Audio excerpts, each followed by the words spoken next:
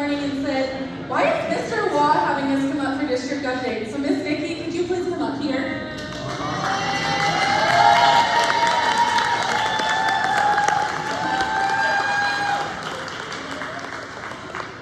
Miss Vicki is definitely deserving of this Be the One award. She brings joy to anyone she is around and always has a smile on her face.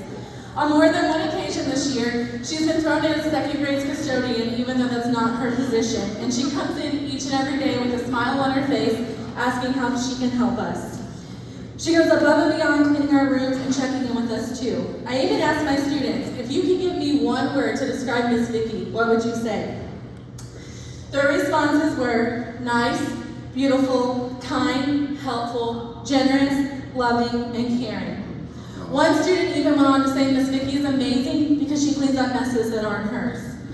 So speaking for myself, the second grade team, Mrs. Neal, and many of our students, we would like Miss Vicki to have this Be the One award.